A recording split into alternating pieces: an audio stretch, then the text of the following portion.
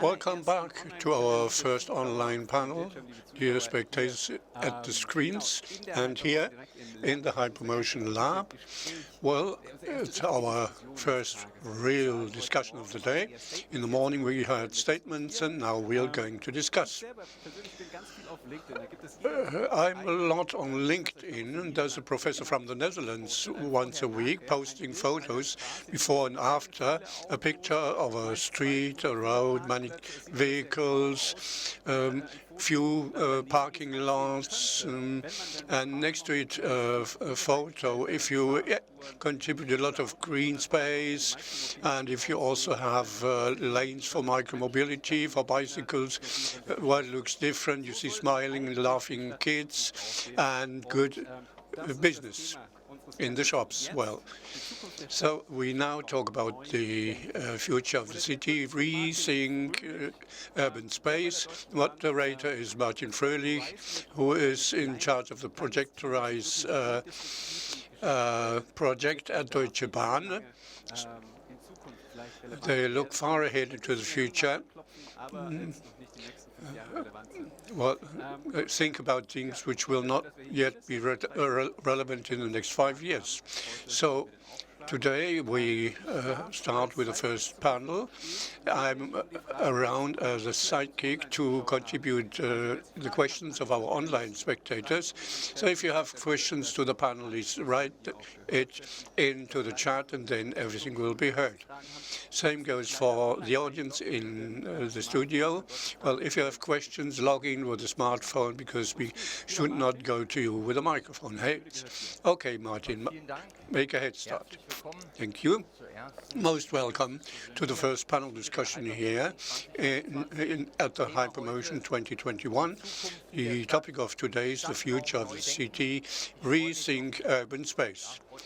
Well, we'll certainly have an authentic, lively discussing round with highly reputed participants, also Professor Dr. Knie. He broke the knee. Is that true?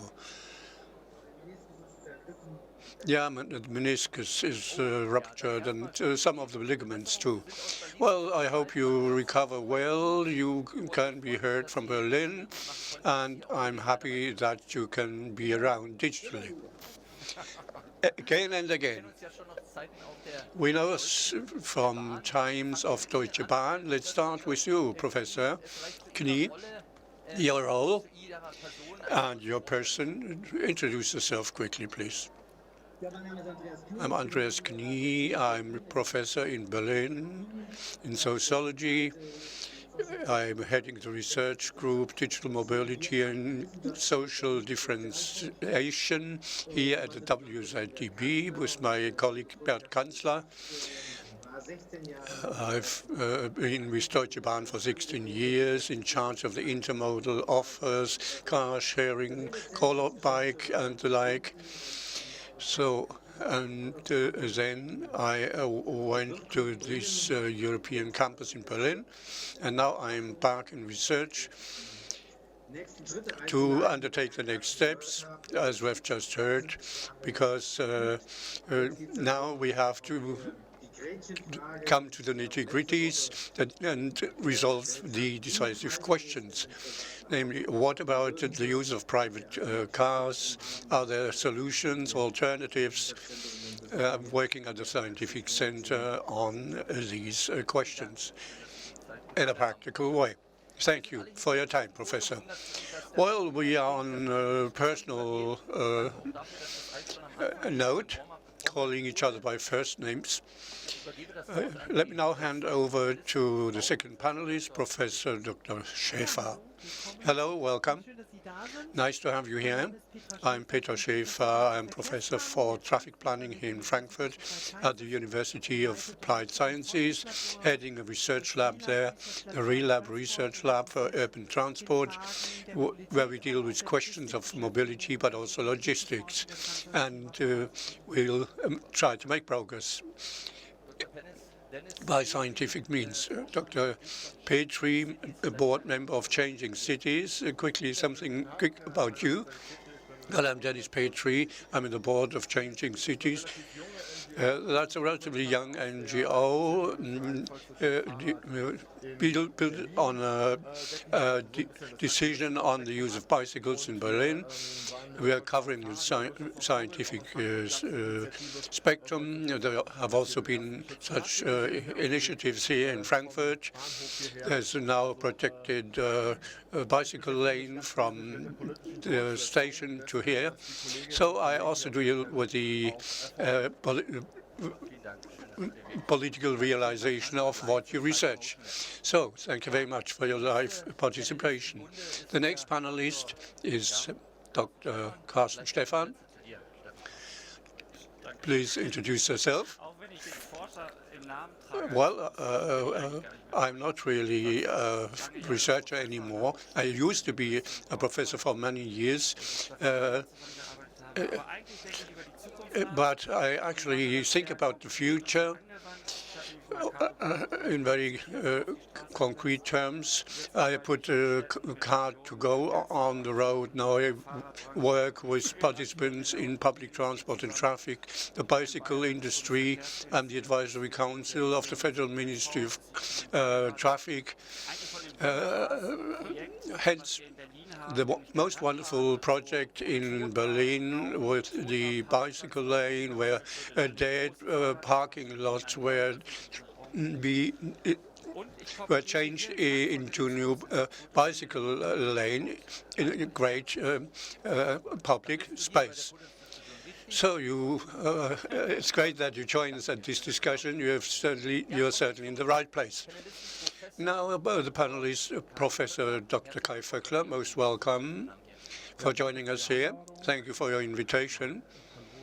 Hello, everybody.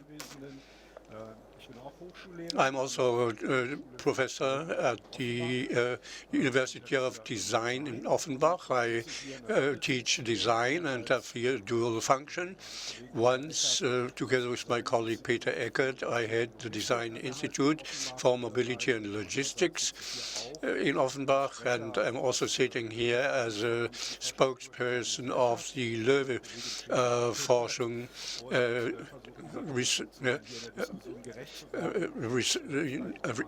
about research. I'll try to explain what our activities can contribute to better transport and traffic conditions. So it's great to have all of you around, and the topic for our panel discussion is the future of the city, rethinking transport and traffic.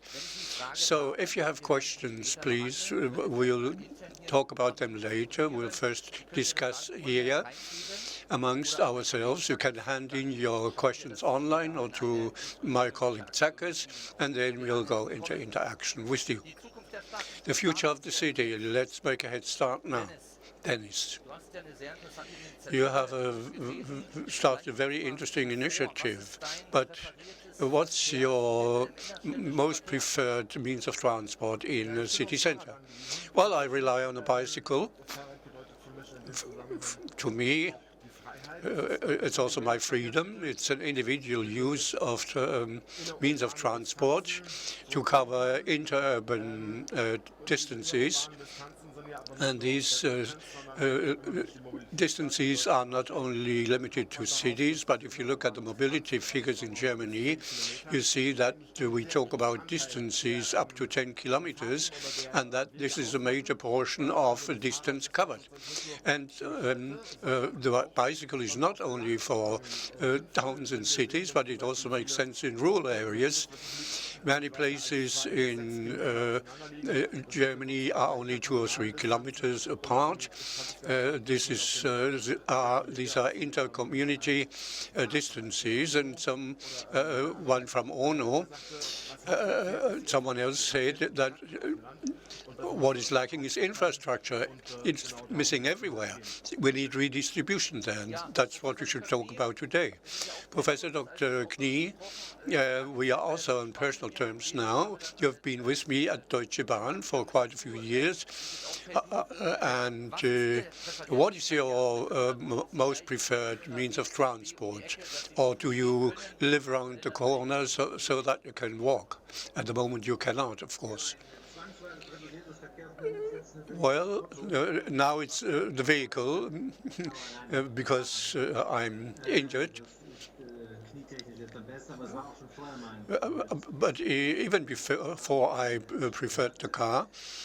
And we live in a time in which the enabling function of the vehicle, which is also my background, since I'm one of the oldest ones, at least in the core cities where we live, is not that much available anymore. And therefore now walking or using bicycle in combination with railway or buses offers most freedom and more mobility than as compared to riding in a vehicle. Kai, what is your preferred means of transport which you use to university or elsewhere? Well, I do everything with a bicycle, especially here in Frankfurt. That's the fastest, faster than with public transport or with anything else. You won't be faster than me from Offenbach to the fairgrounds and so forth, also looking for a parking lot.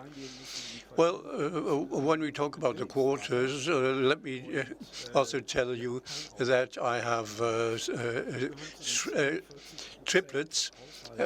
We don't have a vehicle in our household, so I belong to the 2% of German households without a passenger car, and many people are not aware of that. Many don't have the passenger cars in the city center, and other people, well, might cover their parking places if they leave it.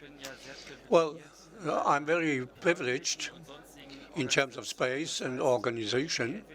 Hence, I either walk or use the bicycle. The school of my kids is 10 minutes away, my office 2, no matter whether I walk or go by bike.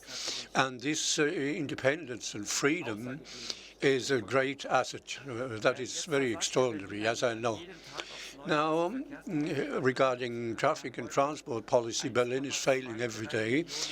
Now we have 1.3 million passenger cars in Berlin, more than ever before.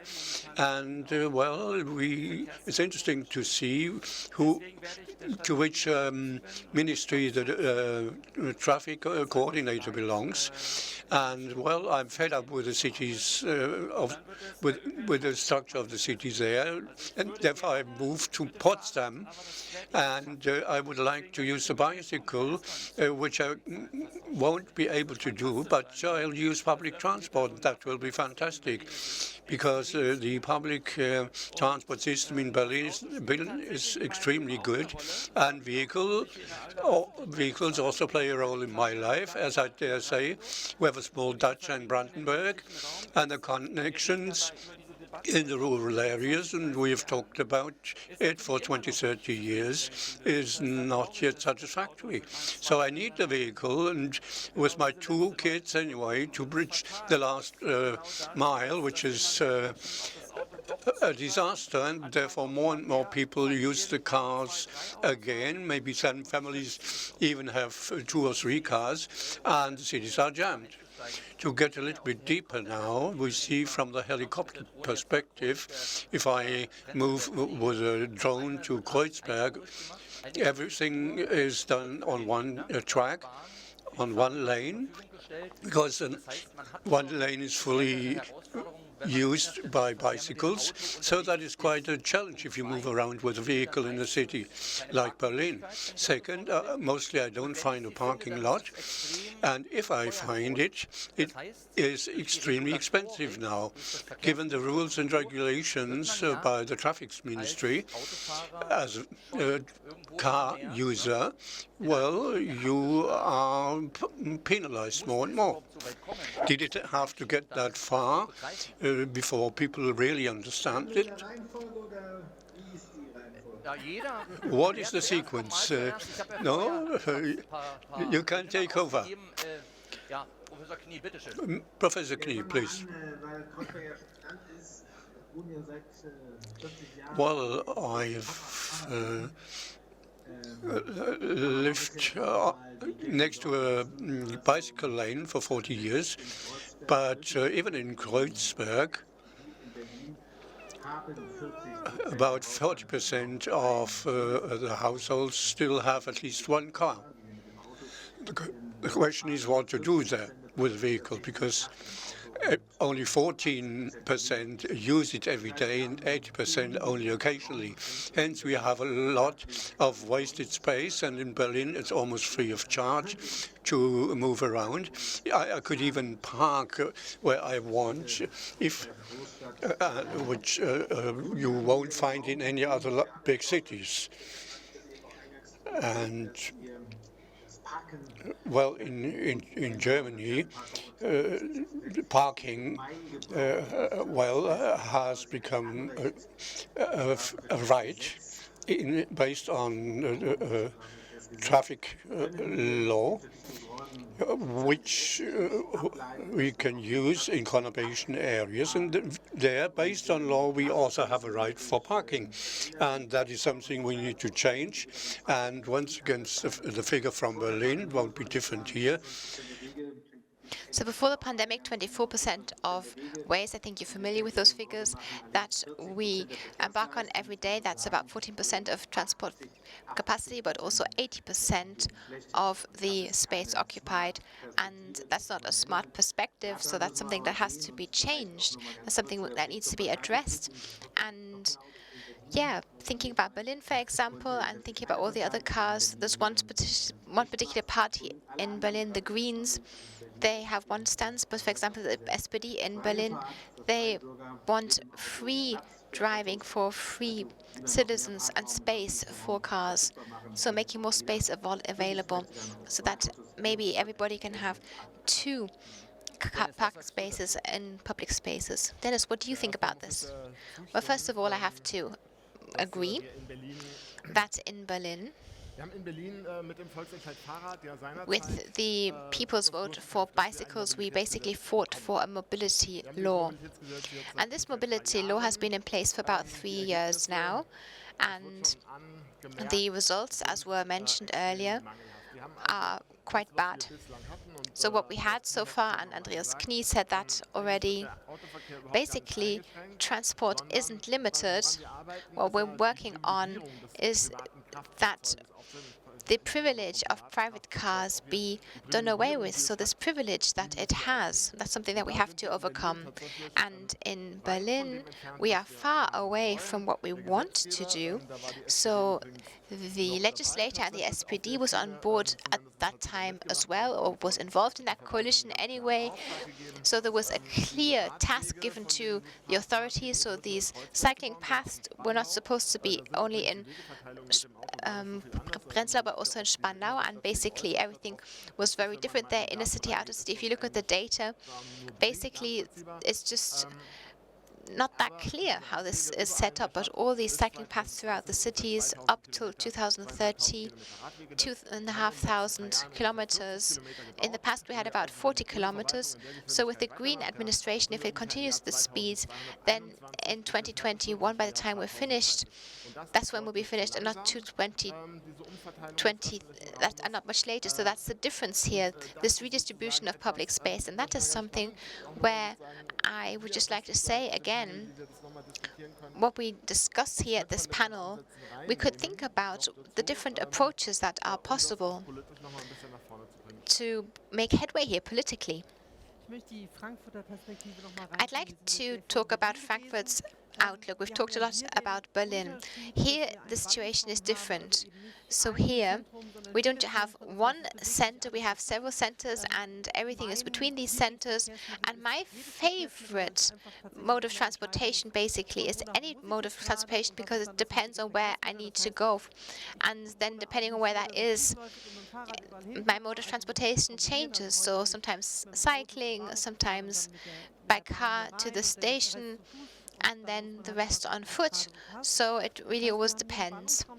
And here we have different challenges because we have different centers. So from Offenbach to Wiesbaden, from Wiesbaden to Darmstadt, to Frankfurt, and so on and so forth. It's just so much more complex to have an infrastructure because it's not one government. Every city plans accordingly and then again together. So perhaps it would be possible to get from A to B perfectly by bike. And Kai might say that especially on the fringes of the city, that's a bit difficult. So there's still room for headway here. I think we have to differentiate here, also when it comes to the spatial difference. As my colleague Schäfer said as well yesterday, interestingly, at our conference, we had some mayors from rural areas too, so from the fringes of the metropole region, and they had so many people coming in, so mobility concepts and so on and so forth, that was discussed. And this is a prosperous region, and it's moving forward into the rural areas. So it's not just the relationship between the center and the surrounding areas and vice versa. That doesn't really work very well yet with local public transportation. We've heard that already. We now also have the movement towards the rural areas. So there was a lot of commitment shown also to take these 30 minutes into the Frankfurt-Bogen area. That was very interesting. And of course, the requirements are very different there as opposed to in the center of Frankfurt, for example, or Offenbach. I'd even go as far to say that might sound absurd, that in a big city, it's actually easier to restructure, even though everything is a lot closer, even though, of course, the issues with distribution are more visible, the alternative offers are relatively good, relatively. So there's a functioning local public transport. You can walk there. You could then maybe increase the quality and the time when the next form of transport departs. So there is something possible there, though. It's more about political will. So it's more difficult when you, for example, have to talk about communities that are more on the fringes, because then you have to reconsider concepts. There's a beautiful example which I love quoting. So rural areas mobility. There's a small company called Omobi and Monau near the Staffelsee in Bavaria. There were two entrepreneurs who returned from Berlin to their home cities. They worked for a long time and they didn't manage to get home from their office because there was no local public transport. So then they founded their own local public transport and they came up with a pooling bus, and they said, okay, there's virtual bus stops. If people can ring up, if they don't have a smartphone, or they can use their smartphone, and they can order this bus, and then they can drive from the station to a couple of these places, and that the requirements for this, the demand was so amazing. So even in times of Corona, this transport is 6, 7, 8 seats. People just loved it. It's so flexible. It's quite protected as well, and people don't really need to check the schedule because it doesn't make any sense.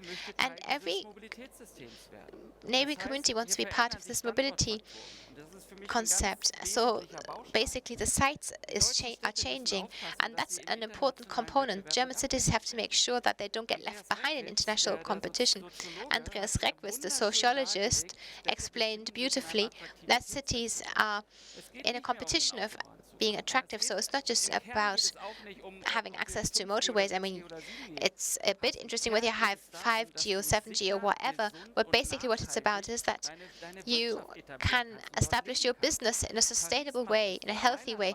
Paris is doing that, London is doing it, Milan is doing it, and in Germany I see small activities. So Andreas in Berlin, small activities that the pop-up cycle paths, which have been planned for ages, finally pop up. But that's really nothing to do with international competition.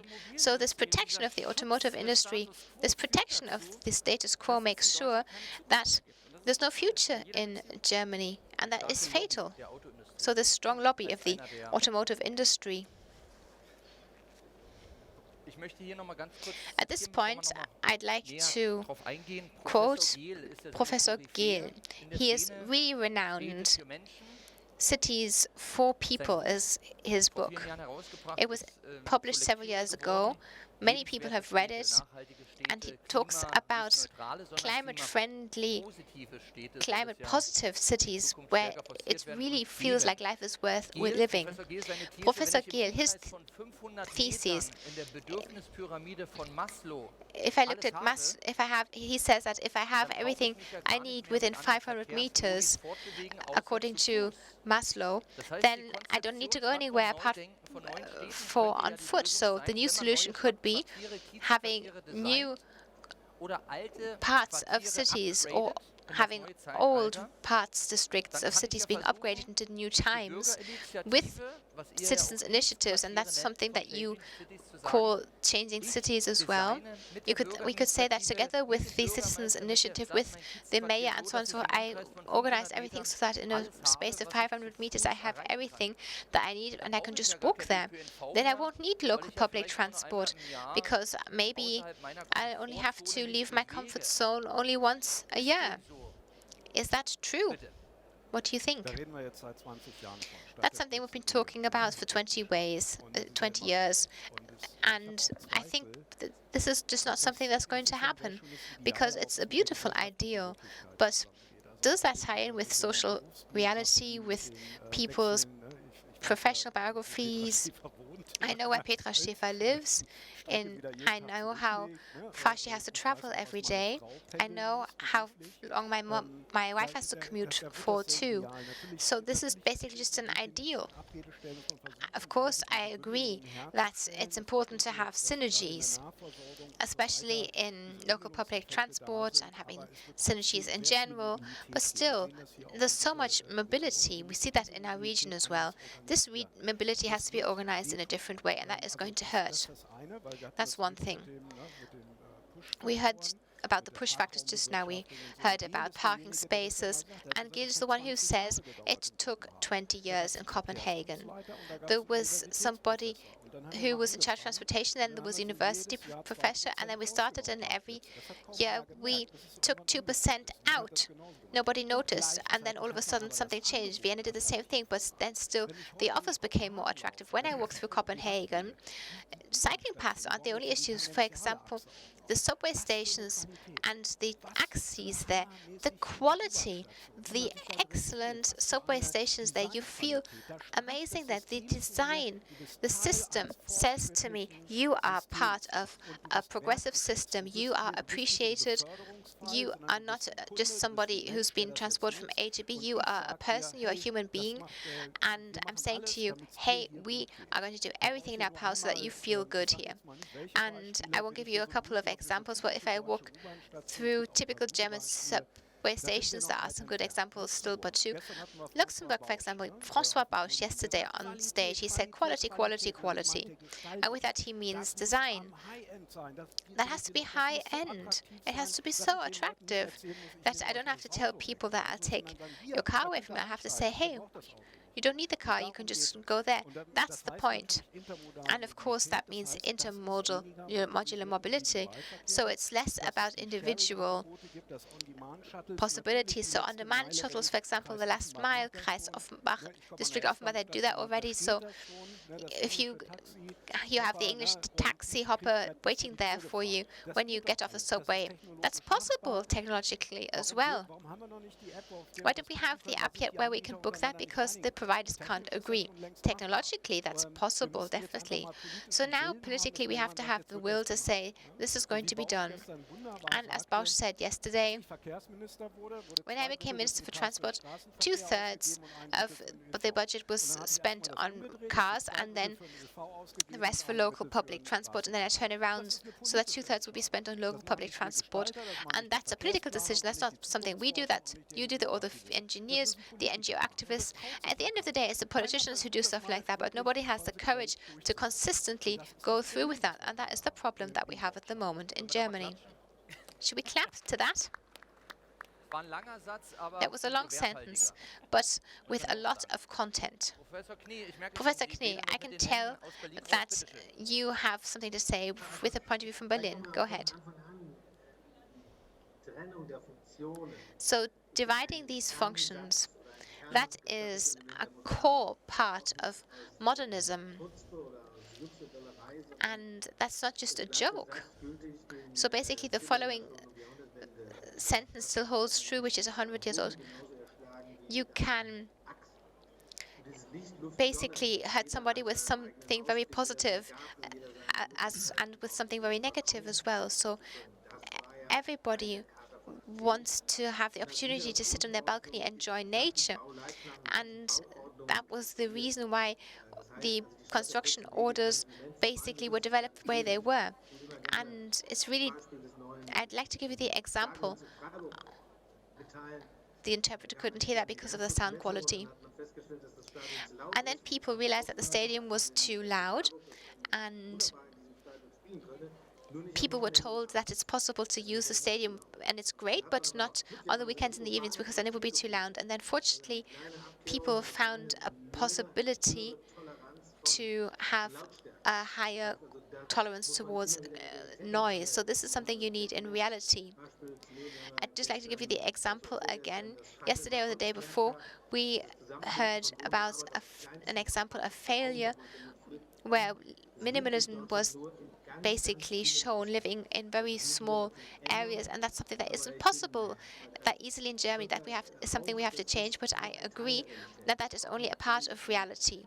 Of course, in our own dynamic structures, we need both things. We need compactness. We realize that in the pandemic as well, because of course people stayed at home more because of the pandemic, and then they worked from home a lot, and 1/3 of the population once at least 1 or 2 days a week. And then of course basically people walked more, cycled more, the behavior was different, but then we also have to have a mix here. And then it becomes clear that we saw that with mobility inside as well. I'd like to emphasize that again. We need a new approach, and especially local public transport that is sometimes being a bit restrictive. And if you don't let roaming happen, then of course it's more difficult and you can't have commercial activities. So that was something that we had in mind in various discussions. That's something that we're going to do with the new government. And the approach where that is the case, that is something that has to be considered. And when we have found a good solution, then we can have an app with roaming options, and we will have the option to use all forms of transport in the best possible way. Then we can shape that. But we can't just basically develop local public transport. We also need a new basic order when it comes to cities, which makes it possible for us, to quote my colleague Hausermann again, that means we have to develop a new tolerance for ambivalence, because we're away from the cities because they're too loud, too dirty, too difficult. But that's something we have to deal with, because of course urbanization means a condensation of differences, and if you stand your ground, then hopefully you will be able to have a new complex solution. Thank you. Let me just add on that note, no contradiction, but construction of new buildings, that is something we can do well in Germany. Well, sometimes I'm asked to do guided tours in Frankfurt Riedberg, which is an example for the best carports you may have. Highly selective area. There's one zone where the poor ones live, another one where the middle classes live, and then at the fringes there are the rich people in their villas. There's also a tram which satisfies the planning law, but it has nothing to do with multimodality. In a suburb of Vienna, well, there was already the subway before the suburb was developed. So, of course, in the wake of a move, you can get access immediately and use public transport. That's a place where people live, the city center of Vienna, to work there. And others are moving to Vienna. It's bi-directional. It's not the one-family dwelling situation generating the traffic, but it's decentral growth, highly mixed, highly attractive, just as we need it. I don't know any other excursion region in Germany where you can see such another example. I don't know.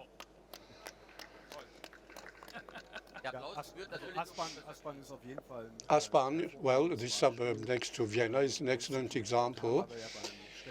Since we are talking about town planning and restructuring, well, that is based on the Superblocks in Barcelona, which now can be used for urban development. So, another good example. Well, in the preparation to the panel discussion, we had a podcast interview, and there the notion Keats blocks was used, pop stores where people can meet for a limited time, design their own quarter in the way they want to show what needs they have. Was that correct? Yes, most of it. Yes. You used the notion Keats block,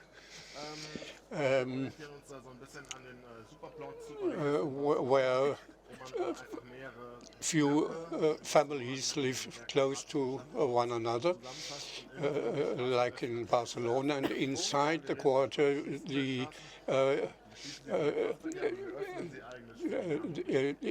it is open for near mobility. Well, I'm fully convinced that the city, as it is, should not be dissolved into small villages where everything is in reach with over a few hundred meters. Well, there are also economies of scale, because kindergartens and schools can be provided everywhere. Medical supply, infrastructure, hotels and restaurants, all that can settle in such quarters as it is done in Barcelona. It has also been realized in London. There are 80, 90 low traffic neighborhoods. So you just take the traffic out to that extent that there is no traffic moving through all the time. And this creates totally different possibilities in the entire situation. Of course, the NGOs cannot decide this. Of course not. But as NGOs, we can develop pressure, which we do in Berlin with the decision on bicycle use and on the Keats blocks, by means of direct democracy, by means of civic action activities, because this can signal to politics that with a good mobility policy and a good design, you can win elections. It's also about winning elections in politics, and that's a message which we can send out very strongly as NGOs. It is possible you can win elections with this. And coming back to these pop-up solutions, which we do not yet have in Berlin, but you can just build one for a change and try it out as part of an involvement participation format. Well, sometimes it takes a few years before the excavator comes, and now by this means the time can be shortened. Or you can also develop temporary play routes for kids. There's always positive feedback, also through the experience with participation of kids in such quarters. That's what people want.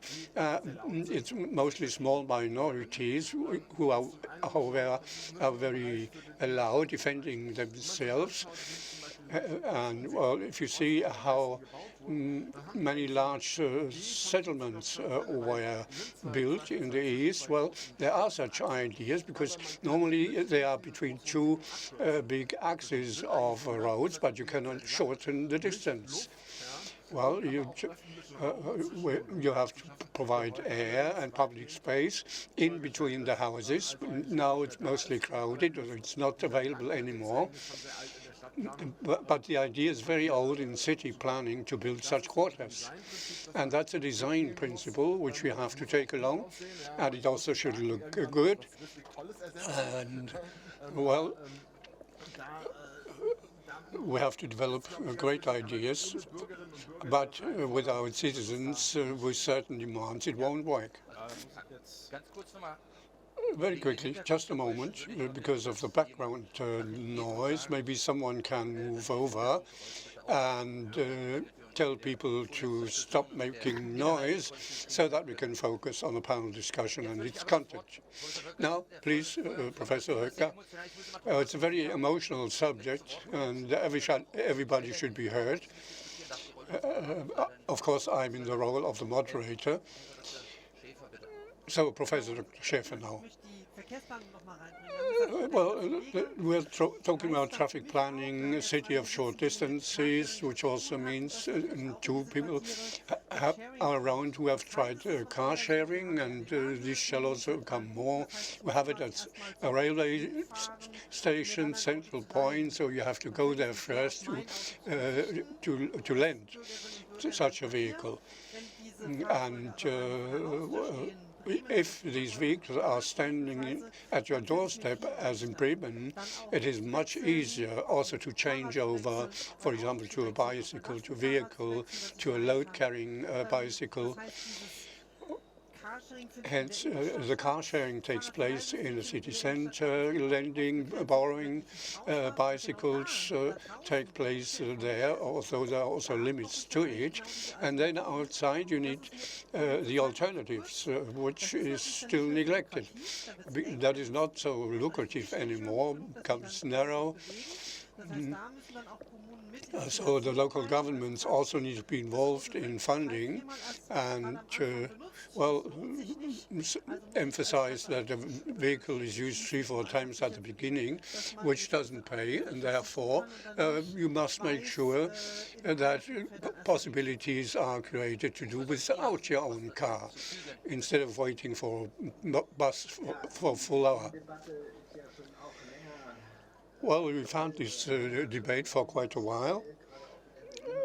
At the moment, also in Berlin and so forth. Of course, there is also car sharing in rural areas, but you need complementing things. A hub or the spoke concept, which is a problem because it doesn't really pay because density and frequency are lacking, and therefore these independent concepts withdraw from such areas. The team service provider public local transport cost about 3.40 euro. Low use of capacity, and taxi cost 1.75 in comparison. Well, we can say, well, if people could add 35 cents per kilometer, we would add 1.50, and we would much higher service quality, much better ecological concept to it.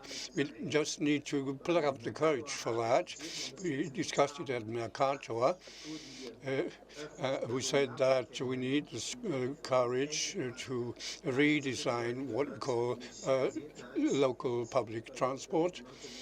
We have dragged it along since the 19th century, and in wrong appreciation, we still believe that we can upgrade it by having buses 5 times instead of 3 times a day.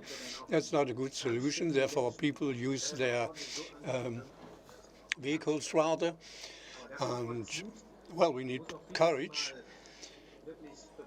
And we need to free ourselves from certain things, and local public transport, which moves around with large buses in the wrong kind of scheduling, is not a perspective in an individual society.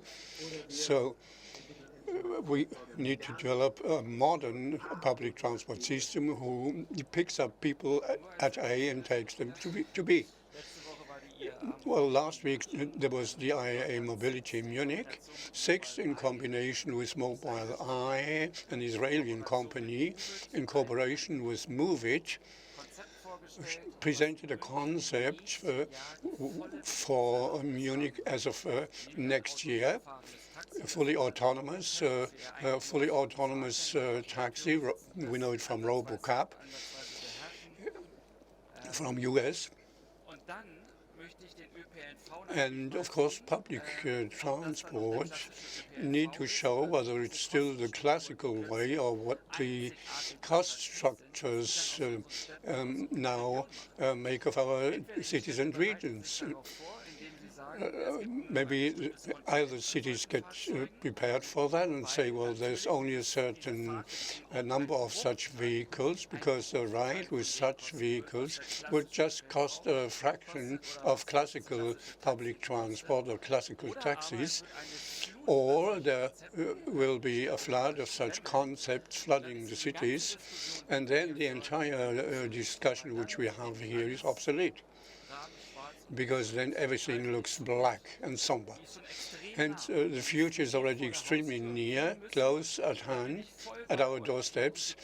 And these kids' quarters need to be developed now. We need to take away roads for vehicles and parking space in order to channel this new world. Well, in times of the pandemic, we have felt what is possible with the digital world and means of communication.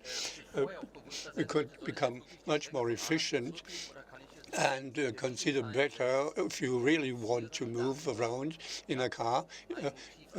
But instead, we could discuss by digital means how we can improve. Well, directly linking up with you, I also want to cover a distance from A to B in order to meet people, but I want to have the digital world around. We have hybridization which takes place, and of course we need to anticipate in a way that we'll have much more responsive worlds and objects, more networking. The networks logistics will become much more adaptive, and within the system we'll then be able to act, and which is of course an extreme challenge for planning, but also for regulation. We have to ask who is controlling what and how and where. That's a very essential question, and this goes right into the nitty-gritties.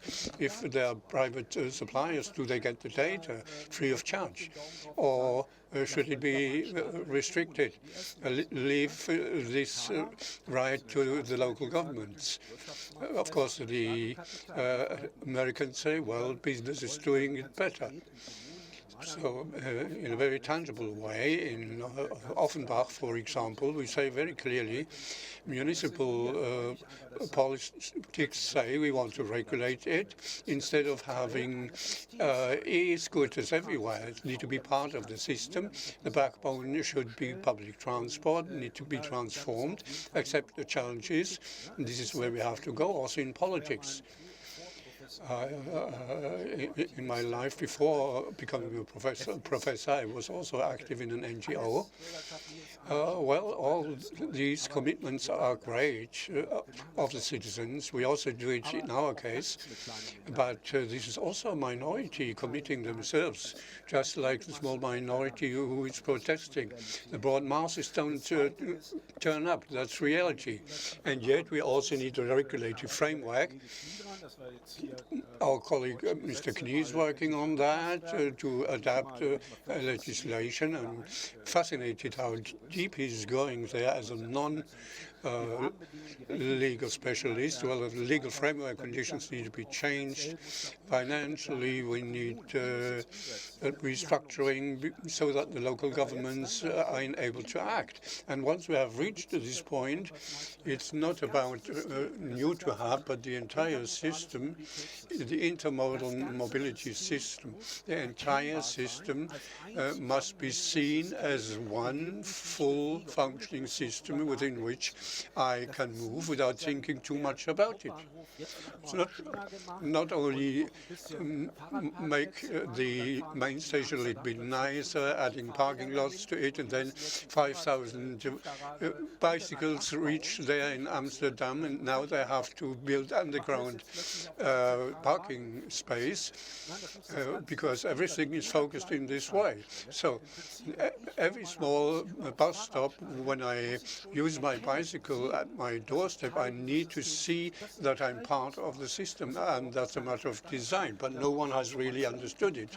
You need digital information for it, but also digital, because it's hard to do it on the bicycle, so you have to find your way intuitively. Architects have known this for 200 years, how to do guiding in an individual way by structuring the connection in the right way. But we start from scratch time and again, involving the politicians and planners, explaining to them time and again that there's a level where it also needs to become usable, and the system needs to be able to tell you that something progressive is available. I mean, an intercity express doesn't look like a steam locomotive or what Mercedes puts on the road as an e-passenger car. You can know what it means once you sit in it, and that's how the shuttle, the public transport, also need to look like. And a lot of emotion around it. Regulation is always a showstopper when it comes to new technologies, an interplay of software and hardware where the people are in the focus, in the middle, people in motion. So what do you say about this? What about the framework conditions? Shouldn't there be much more trial and error to think in shorter algorithms, trying out things in order to see what works, what doesn't work, because you draft new laws, before politics get going, you are one step further. Yes, so actually it is true that the citizens have to be part of the process. And this works really well if you show what's happening to the citizens. And this is something that is very important to Kai Feckler and me with our focal points. So how can we get people on board? How can we listen to what they need? Because we all participate in transport and traffic, and this is something which has to be a part of developing cities, that we say very clearly. Okay, not we as experts say how things work. You say what we need, and then together we think about how it can be implemented. But basically, it takes a long time for these decision-making processes to be finished. And then maybe the motivation, the inspiration is lost in this process. So basically, you want a quick result, and that you want to be able to test things. And we heard this example from somebody else, that it takes 3 years to launch a rocket, and you spend all this time to prepare. No, you want a quick process of trial and error, and then afterwards you can try something new and see that doesn't work. It's a little bit like with that child games where you try to find something and you get close to it and further away. Yeah, basically it's the box of Pandora. So all these e-scooters, for example, I don't think they help us at all. So they're all over the place. There's lots of rubbish, and local public transport suffers from this more than because of COVID, probably. So collecting them all again, that is difficult. So sometimes trial and error is good, but sometimes you also have to think, I can't get rid of this anymore, and actually I don't need it anymore. So the solution isn't necessarily more different modes. I think I have to disagree here. I don't know whether you can hear me, but that is the wrong discourse, because while we still have so many cars, and 90% of the time they're just standing around stupidly, and the Rhine-Main area is a great example of this. We don't have to talk about what you mentioned just now. And all these scooters, for example, they have flexibility. They can be used all the time. So here we should really think about the causes of the problems and the effects, because while we don't think about the necessary changes here, as long as we have the parking space issues, as long as we don't have legal approaches that are possible here, we do not need to think about change. That is the critical question in Berlin and basically everywhere. So we've given so much space to cars. We tried so hard for cars. If this isn't something we can do away with, then we don't have to talk about intermodal things, about local public transport and city planning. Of course, I have to respond to this directly. So cars take too much space up, that is clear. But the solution is that e-scooters, and I think lots of accidents happen with them, there's not less traffic of cars because of this, and it just basically means that people walk less, and then they use scooters instead. I don't have any figures for this. So apart from these issues I just mentioned, I'm not that enthusiastic about e-scooters. There's other things I'd like to talk apart from these e-scooters. I think we can't just we can't just keep clogging the cities up. We have to liberate the city, so to speak. So autonomous and automotive fleets. The following definitely holds true. There's an activist spectrum, and hardly anybody basically focuses on this problem there. That is a real problem, because if I think in a big city with subways and so on and so forth, if all people had small automatic cars, then basically we'd have a situation that we don't want either. We have all these little cars driving around everywhere, driving around even more, so that is a problem. I think what we have to talk about is, and that's an unpleasant discussion, we have to talk about legitimate purposes for transportation. So in Berlin, there are initiatives. So on the one hand, we have the inner city ring for subways, and the use of cars is supposed to be coupled to certain things.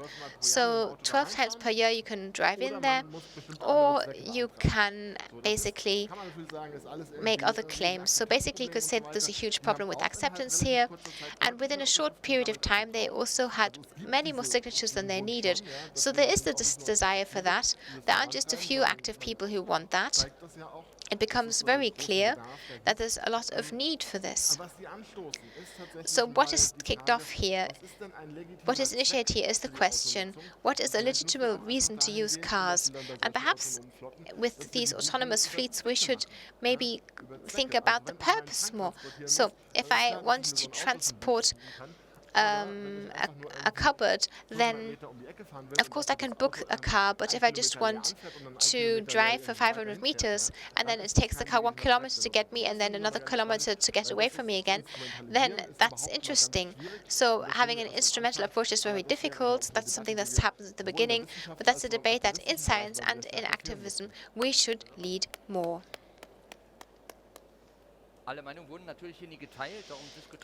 So, of course, we don't all agree. That's why we're having discussions here today. We can't talk about everything in detail today. Looking at the time a little bit, I would love to sit down with you and discuss what happened next year or the year after. So basically, here this is food for thought for some players involved.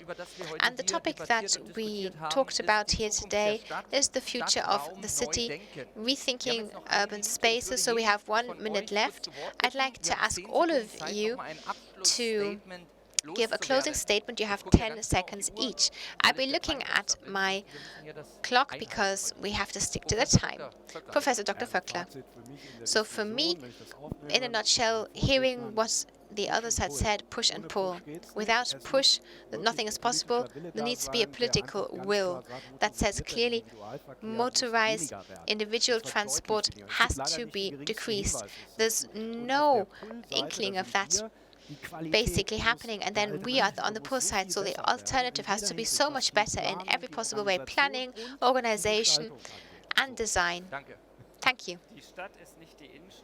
The city isn't the inner city. We have to bring mobility to the suburban space where there is no mobility, and then the problem will solve itself. The positive aspects of Corona should be taken on board.